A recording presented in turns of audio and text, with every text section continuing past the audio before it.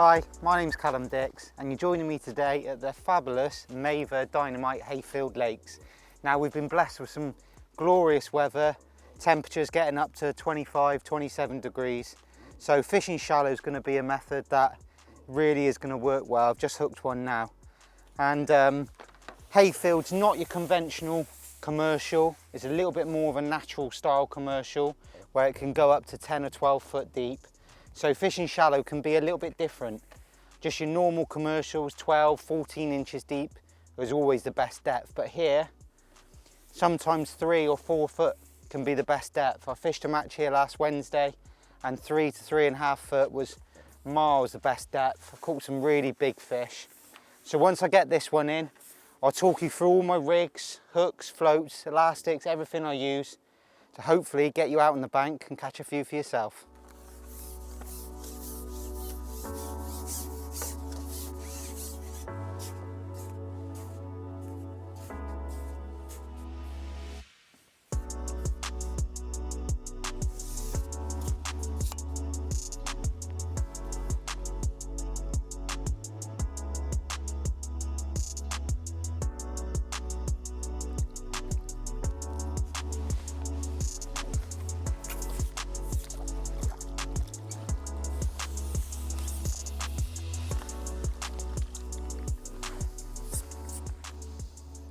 So I get asked a lot, when and why do I fish shallow?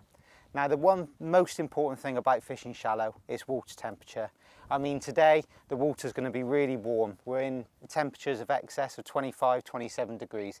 So you know automatically the fish are going to be coming up off the bottom. But if it's a little bit cooler, 16, 17, 18 degrees, just coming out of summer or just coming into summer, you never know. The fish could be on the bottom or they could be shallow. It's just one of those things that you have to decide when you approach your peg and how you feed your peg, you can adjust to be able to fish shallow. Now, I'm at Hayfield Lakes today and my long pole line is going to be in excess of probably 10 to 12 foot deep. So in this temperature, we know really that the fish aren't going to be feeding properly on the bottom. It's very silty, and if you just try and fish and feed on the bottom, you're going to foul hook a lot of fish. So for me, today, fishing a long pole shallow really is going to be key. Like I said, it's probably 10 to 12 foot deep here, so it's not a general commercial.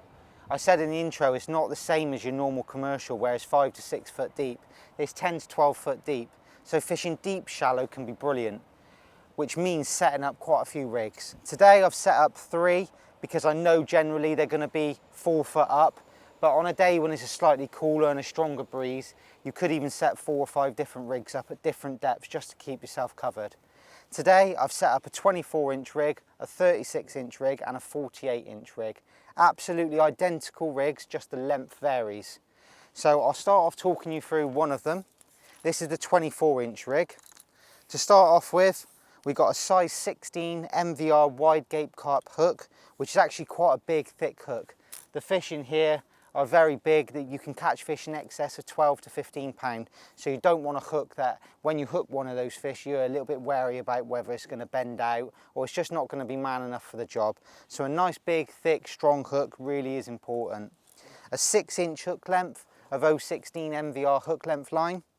I like to fish a 6-inch hook length because I never really want to put a shot that close to my hook. When you're fishing shallow, you don't want your bait sinking that fast. You want to get it as slow as possible. So putting shot close to the hook really isn't important. So that's why I fish a slightly longer hook length, 6 inches. Then the float I've chose to use is an MVR Series 6, which is a perfect float for fishing shallow.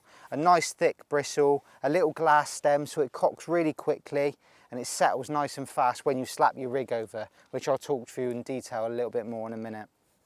I know these floats take 4 number 9s and a couple of number 12 trimmers. So for this rig, I've just put 1 shot at the top of the hook length, 1 halfway to the float, 2 number 9s and the trimmers just under the float, and that'll help it cock even quicker. The main line itself is 0.20. When you get these big fish in the net, you're going to damage your main line. There's no need to mess about. You're fishing an 0.16 hook length, so you want to step it up for your main line. The elastic itself is something I've been using since we've released it and I absolutely love it. It really is one of a big step up in product for me. The new elastic we've just brought out, the Maver Tricore. I've picked the yellow, which is the number 12, which is absolutely perfect for shallow fishing. I use the orange short and the green in the edge, and that's me done. It just simplifies everything so well. The top kit itself is a long top kit. I wouldn't use short top kits in this situation because the fish are big. So you don't want to get bottomed out quickly. You want to give yourself a chance of getting these big fish in.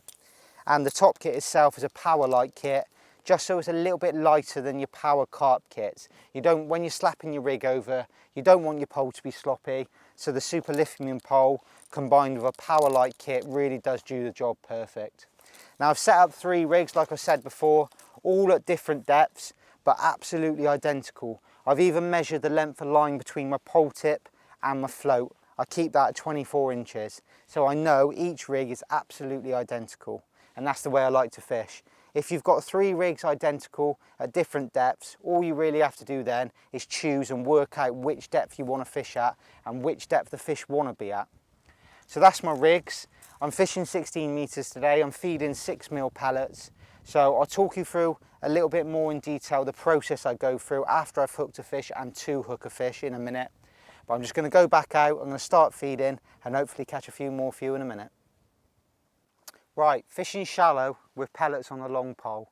For me, it's very similar to pellet waggler fishing. It's all about getting into a process and being methodical with the way you fish. So the first thing I do, I've just netted a fish, so I've rebaited up. I'm fishing 16 meters, so when I actually start shipping in, the time it takes from when I put my top kit on to when I reach the end of my pole is quite a while. So what I'll do, I've netted the fish, I've just put the fish in the net. First thing I'll do is feed. If it goes in the right position, then I'll go. If it does drop a bit short or you feel like it's dropping a bit long, I will feed again. But that was right, so I'm going to ship out now. As you can see, shipping out to 16 meters, even when you've got your rollers in the correct position, does take a little while. So now I've fed, well, the first thing I'm going to do is slap my rig over. So 1, 2, 3. Now in general, if you can get a bite in this period now, when there's no other pellets in the peg, because the pellets I've fed before are already down, that's generally the best time to get the bite because you normally will hit them, you won't foul hook any because you're just singling out your pellet. That time then I just hooked a little roach. So what I'm going to do, I'm not going to slap my rig over this time, I'm actually going to feed. So I'm going to feed again.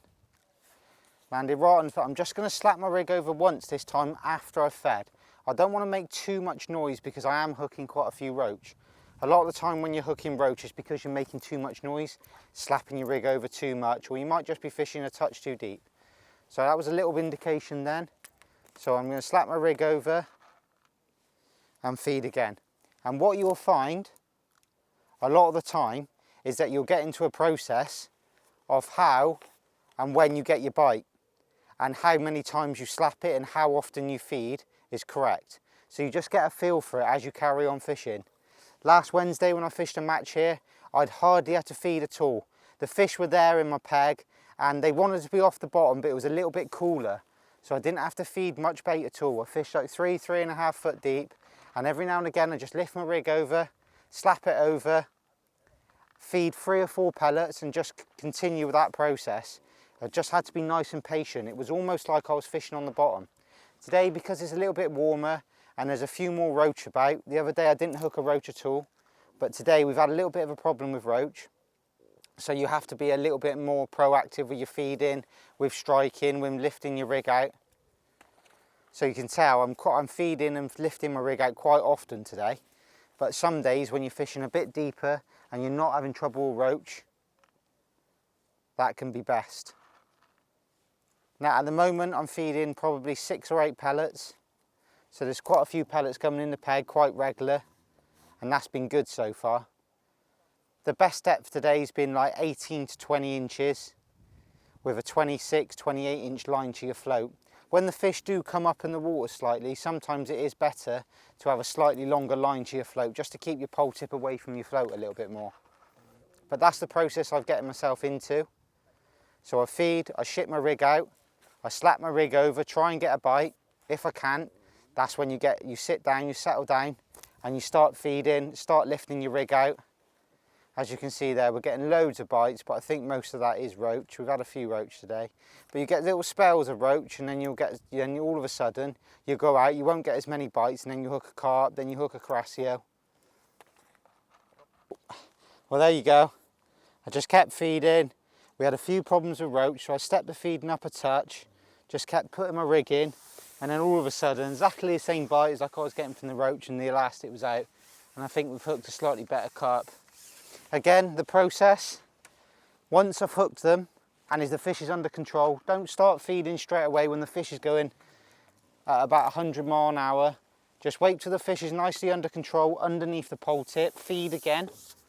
What I'll try and do is feed maybe 3 times whilst you're playing the fish, depending on how long it takes you to get the fish out. So this one's being quite kind. It's coming in fairly easy. So we fed once. What I'm going to do now is just hold on to my top kit nice and tight. Feed again. Just try and keep it as accurate as possible. Take your time with the fish. They really are big fish when you catch them shallow as well. It doesn't take many fish to knock up a big weight. So just get your landing net nice and ready. Now what you can do, you can gauge on how many times you feed, just how long it's taking to get the fish in. See, if that fish would have been really kind then and popped straight up, I'd been feeding once it's in the net, but it's gonna pull a little bit now because it didn't fight too much when I hooked it, so you just got to expect it. But what you got to do is really just take your time, keep everything nice and low. It's really bright today, so the fish are going to fight quite hard.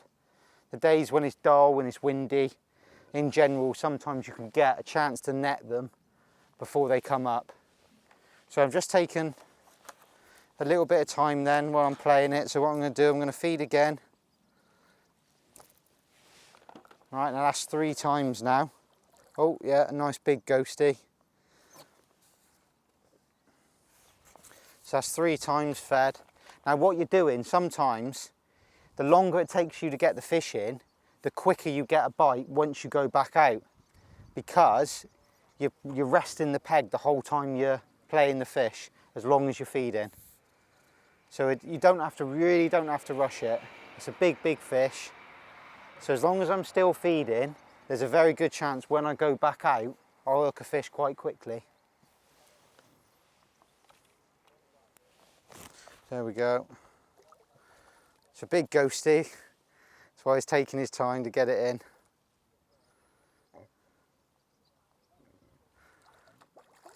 Just try and keep track on how many times you've fed so you can get into a process. You can just see how big these fish are though, and how hard they fight. You're going to get a chance.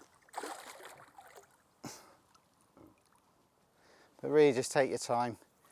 A lot of the fish you might hook being, oh there we go, really big fish shallow, just like what I was saying. It doesn't take long to catch a big weight of these. So once I've got the fish in the net, it's probably a good 8 to 10 pound. I'm going to feed again. So I fed 4 times whilst playing the fish. And what I'm going to do, after I've put the fish in the keep net, if it was in match situation, I'd feed again and then ship out, just like what you saw me do before. Unhooking the fish, try and get them with your knees. These big fish can be quite difficult to unhook because they've still got plenty of energy in the net. Get in between your knees. There you go. I'm just going to hold this one up instead of putting it in a keep net in match situation. But you really just can see how a lot of matches get won fishing shallow, catching fish like that. Probably in excess of 8 to 10 pound. Doesn't take many fish at all. Get yourself into a process, get lots of bites, get fish in your peg, work out which depth the fish want to be at, take your time, use all balanced kit, and you've got a very good chance of catching some match winning weights.